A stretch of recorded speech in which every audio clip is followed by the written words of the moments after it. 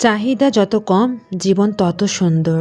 দুনিয়ার জীবন ছলনাময়, ভোগ ছাড়া কিছুই নয়। সূরা হাদীদ আয়াত ২০।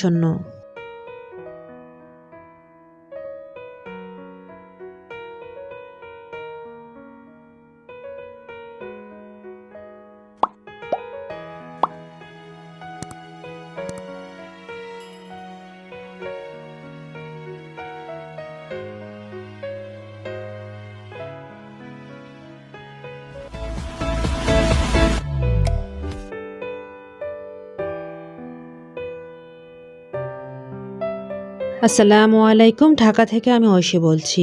ঐশীস ওয়ার্ল্ডে আরও একবার স্বাগত জানিয়ে নিচ্ছি। কাছে এবং দূরে, দেশ এবং দেশের বাইরে থেকে আজকে যারা আমার ভিডিওটি দেখছেন, আশা করছি আল্লাহর রহমতে সবাই ভালো আছে।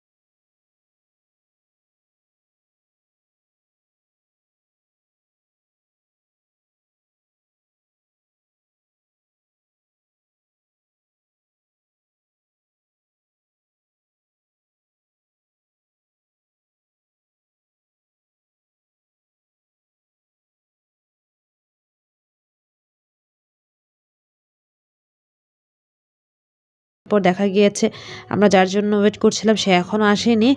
তো চা আর কিছুটা খাবার খেয়ে নিয়েছি, মানে ব্রেকফাস্ট যেটাকে বলে। চা, পরোটা আর সাথে ডিম ভাজি ছিল, ডাল ছিল, সবজি ছিল। তো ওনাদের ভেতরে ক্যান্টিন আছে, সেই ক্যান্টিনে খেয়ে নিয়েছে। আশেপাশে একটু ঘুরে দেখা হয়েছে যে সিঙ্গারা আছে কিনা বা সমোসা আছে কিনা, তো ওগুলো কিছুই পাইনি। শুধুমাত্র চাটা খেয়ে আমরা আবার গাড়িতে এসে বসলাম। তো আজকে কাজ হয়নি গাড়িটার জন্য, তো দেখা গিয়েছে পরে আবার যেতে হবে। যাই হোক, আবার রওনা দিয়ে দিয়েছি, আবার বাসা চলে যাচ্ছি।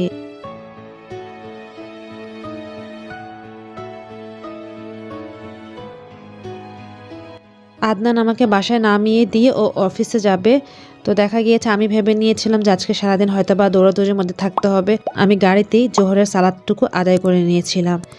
তো পরে শুনলাম যে বাসায় যাচ্ছি, বাসায় আমি জোহরের সালাদটা আদায় করে নিতে পারতাম। তো যাই হোক, আমি গাড়িতেই করে নিয়েছি। ভেবে নিয়েছিলাম যদি অন্য কোথাও যাওয়া হয় সেটিও করা হবে না। তো ওই চান্সে গাড়িতে জোহরের সালাদ আদায় করে নিয়ে বাসায় পৌঁছে গিয়েছিলাম।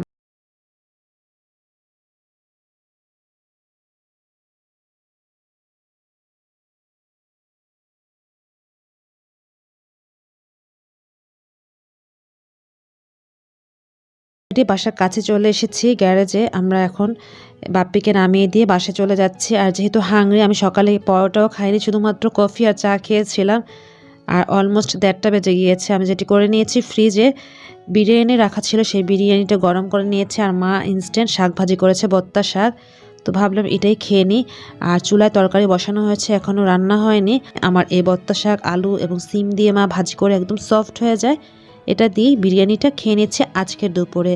সাথে মা যে কী কী রান্না করেছে সেটাও দেখিয়ে নিচ্ছি।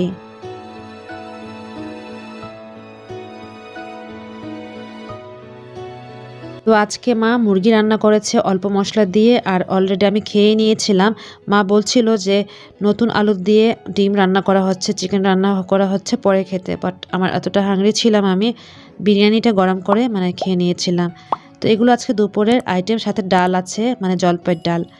আজকে বেসিকলি ভাবিরা আসার কথা রাতে, তো সেই উদ্দেশ্য করে চিকেনটা রান্না করা হয়েছে। তা না হলে রেগুলার চিকেন, বিফ এবং বিরিয়ানি খেতে খেতে বোর হয়ে যাচ্ছিলাম। যাই হোক, সন্ধ্যায় ভাইয়া, ভাবি এবং বাচ্চারা এসেছে। তো আমি এর মধ্যে রেডি হয়ে গিয়েছিলাম, বলল যে নিচে নামতে, আজকে ওরা মিরপুর যাবে। তো মিরপুর যাওয়ার উদ্দেশ্যে জনি, আমি, পাপ্পি আর ইভা ছিল। নেহানের দাদুর বাড়ি ছিল, আর আদনান অফিসে ছিল। আদনানকে বলা হয়েছে আমরা যেখানে খেতে যাব সেখানে আসার জন্য। আর এই দিকে কিছুটা শপিং করা হচ্ছে। মিরপুরে গ্লাসের দোকানে এসেছি, এই ভাইয়ার কাছ থেকে সবসময় গ্লাস নেওয়া হয় এবং রিজনেবল প্রাইস। তো মিরপুর 2-এ এসেছি, এই ভাইয়ার কাছ থেকে বাপ্পি, জনি ওরা গ্লাসের ফ্রেম প্লাস গ্লাস রেডি করে নিচ্ছিল। আর আদনান রওনা দিয়ে দিয়েছে, কিছুক্ষণের মধ্যে চলে আসবে। আদনান চলে আসার পর আমরা ওকে নিয়ে যেখানে আজকে খাওয়ার উদ্দেশ্যে বের হয়েছিলাম এবং কোথায় খেয়েছে, কি খেয়েছে সব কিছু শেয়ার করব। আশা করছি ব্লগটা সম্পূর্ণ দেখবেন। তো দেখা গিয়েছে ভাইয়া আমাদের জন্য রব্বানি থেকে চা নিয়ে এসেছে, আর সেই চা খেতে খেতে আদনান চলে এসেছে। দেখতেই পাচ্ছেন বাইকের মধ্যে আদনান, বাপ্পি, আর গাড়ির মধ্যে আমরা।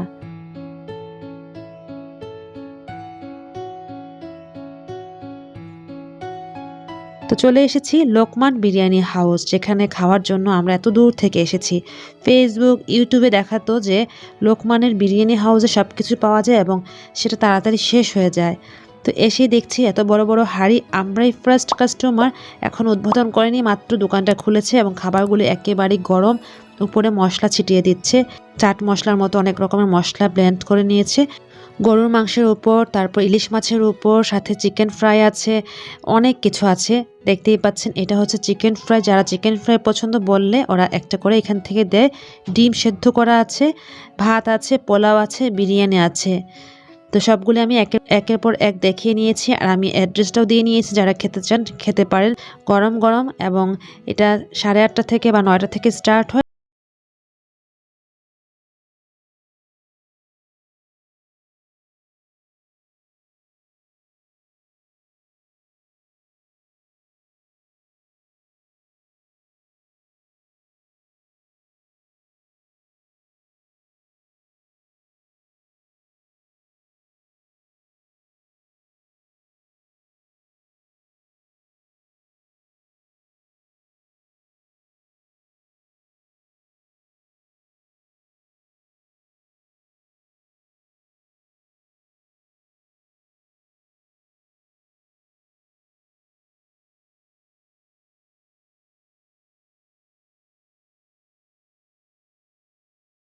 চারজন 4 রকমের নিয়েছি। তো ডাবল করে খাওয়া হয়েছে। যাই খাবো প্লেট হচ্ছে 100 টাকা করে। ভাত এবং গরুর মাংস নতুন আলু দিয়ে নিয়েছি। ইভা খিচুড়ি নিয়েছে, আদনান, বাপ্পি খিচুড়ি নিয়েছে, আদনান পোলাও নিয়েছে, পরে সবাই পোলাও আর চিকেন নিয়েছিল। তো এভাবে করেই আজকে এখানে ডিনার করছি আর শেয়ার করছি। বেসিকলি এরকম খাবার দেখলে মানে ফেসবুকে বা ইউটিউবে দেখলে খুব খেতে ইচ্ছে করতো। আজকে লাইভে খেয়ে নিয়েছিলাম, আশা করছি রিভিউটাও দিয়ে নিব। এখানে পোলাও আর গরুর মাংস দেওয়া হয়েছে, আর আমি ভাত আর গরুর মাংস নিচ্ছি।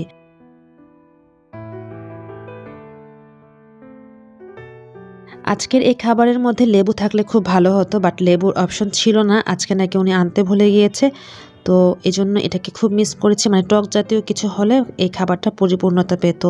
তো দেখা গিয়েছে ওনাকে আমরা বারবার বলছি আমাদেরকে লেবু এনে দেওয়ার ব্যবস্থা করেন, দরকার হলে এক্সট্রা পে করব। তো ওনারা কিন্তু সবসময় লেবু রাখে, আজকে কেন জানি রাখতে পারেনি, ভুলে গিয়েছিল নাকি। তারপর আমাদের খাওয়া শেষ হয়ে গিয়েছে, ঠিক তখনই লেবু এনেছে। যাই হোক, আমি একটু দেখিয়ে নিচ্ছি। দেখুন লোকমান বিরিয়ানি হাউসের কি অবস্থা।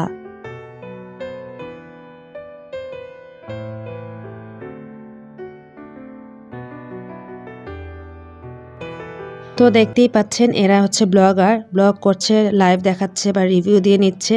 সবাই কত দূর থেকে এখানে আসে এবং কিছুক্ষণের মধ্যে অনেক ভিড় হয়ে যায়। আমরা যেহেতু ফার্স্ট কাস্টমার, আমরা খুব এনজয় করে খেয়ে নিয়েছিলাম। তারপর লাস্টের দিকে লেবু এনেছিল, তো লেবু আনার পর আমরা খুব আফসোস করছিলাম। তো মামাটা বলছে লেবু এমনি এমনিই খান। তো দেখতেই পাচ্ছেন লেবু, পেঁয়াজ, কাঁচামরিচ সবগুলো কেটে রেডি করে রাখছে এবং হাত ধোয়ার ব্যবস্থাও এখানে আছে। তো তো যাই হোক, মিরপুর 2-এ এটা হচ্ছে অ্যাড্রেস এবং ফোন নাম্বার আমি দেখিয়ে দিচ্ছিলাম। যারা খেতে ইন্টারেস্ট তারা এই ফোন নাম্বার ফোন করে অ্যাড্রেস জেনে যেতে পারেন।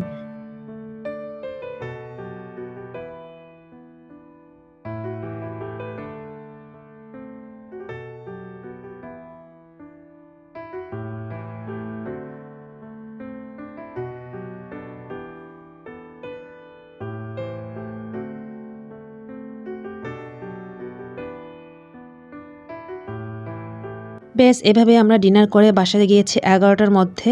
আশা করছি আজকের ব্লগটি আপনাদের কাছে ভালো লেগেছে। এরকম নিত্যদিনের ব্লগ নিয়ে চলে আসবো, পাশে থেকে সাপোর্ট করে যাবেন।